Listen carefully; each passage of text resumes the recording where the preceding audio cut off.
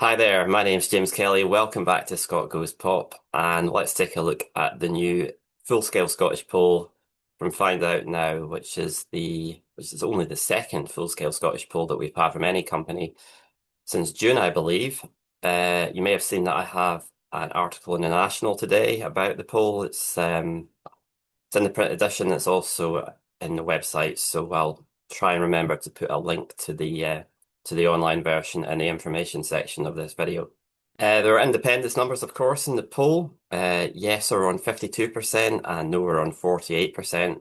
That's a swing of 4 percentage points actually to no, which is very unusual to have a yes lead in which is possible to have had such a big swing to no. But of course, that was because, well, first of all, because Find Out Now are one of the most favourable firms for yes, but also because the most recent poll was unusually favourable for yes and had yes on 56% of the vote, which is, well, it might have been an indication of a big yes surge, but it looks in retrospect maybe it was just margin of error noise, or at least partly margin of error noise, in which case we may just be seeing normal service being resumed, and there may have been no real decrease. That may just be an artifact of the margin of error.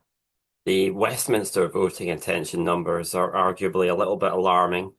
They have the SNP on 30%, which is unusually low, recent times anyway. Reform UK, and probably the tightest second place we've seen for them, 23%. Labour in third place on 15%, the Conservatives on 10%, Liberal Democrats on 9%, the Greens on 6%. However, I would say there is no cause for panic because Find Out Now at Britain-wide level have consistently been more favourable for Reform UK than any other polling company. And so we're just seeing that same pattern extend to Scotland. And I would assume that other polling companies at the moment would show a much bigger SNP lead over Reform. Now, of course, that's not to necessarily say that Find Out Now are wrong and the other polling companies are right, but it just remains to be seen. It's an open question at this point, and it would be very premature to panic about it. The Holyrood numbers look a lot better for the SNP, or at least somewhat better. They are on 33% of the vote, which is, well, down 2 on April. Reform UK are on 19%, which is up 7, so a big surge for Reform, but they do remain 14 points behind the SNP. And of course, in the first past the post element of the Holyrood system, it's the gap between the first place party and the second place party that really determines what the seats distribution is going to be like, and that's a big gap. In third place is Labour on 14%, which is unchanged. The Tories are down 2 to 10%. The Liberal Democrats are down 1 to 11%. The Greens are up 1 to 10%. Alba are on only 2%, which is down 1. On the regional list ballot, the SNP are on only 25% of the vote, which is unchanged on last time in April. Reform UK are on 16%, which is up 6. They're actually only just ahead of Labour on the list vote. Labour are on 15%, which is unchanged. Next appears to be the Green Party on 15% of the vote, which is up 1. The Conservatives are on 11%, which is down 4, so the Reform surge seems to be harming the Conservatives, particularly on the list.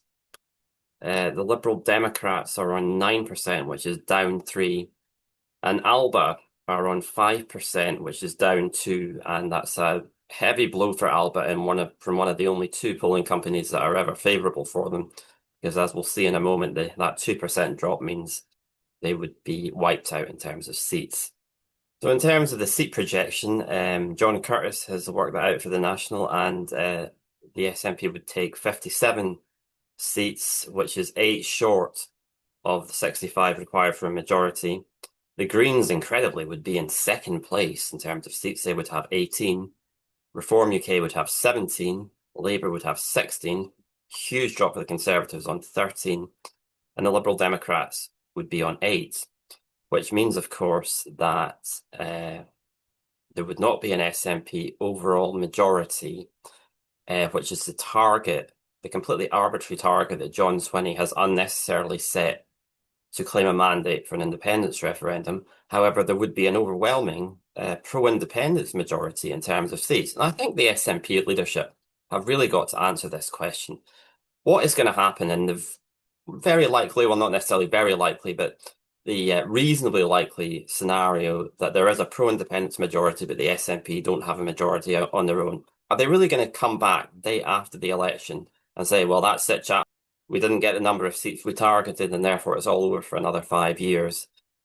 Or are they going to try and say, well, that's the number of pro-independence seats that matters now, not the number of SNP seats, in which case, probably people in Westminster are just going to burst out laughing and say, well, what have you been talking about for the entirety of the campaign? You can't just contradict yourself now.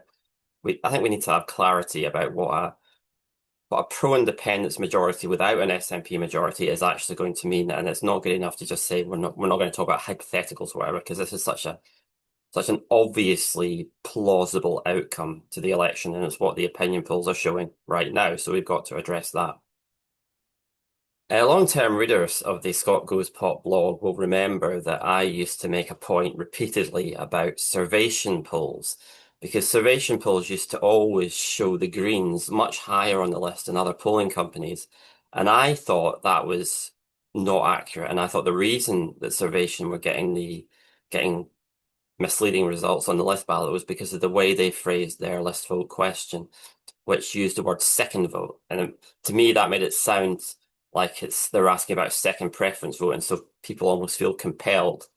Maybe not everyone, but a significant chunk of respondents were feeling compelled to switch to their second choice party when they answered that poll on the list.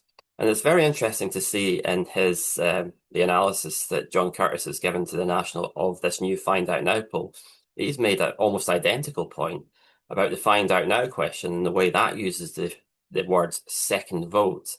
And he thinks that is why the Greens are implausibly high on the list ballot in this poll. But of course, that would also explain, or potentially explain, why Find Out Now have produced these weirdly high results for Alba. I mean, even in this poll, they're not winning any seats, but nevertheless, 5%. I don't think nobody seriously believes Alba are anywhere close to 5% of the list vote. They're probably more likely to be on 2%, 3% absolute maximum.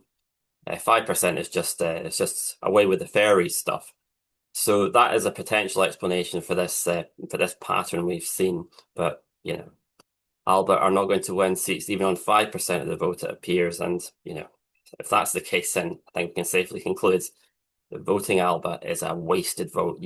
If you want your list vote to have some contribution towards a pro-independence mandate or a pro-referendum mandate, you have to vote for a party that can realistically win seats on the list. And the only two pro-independence parties that can do that are the SNP and the Greens.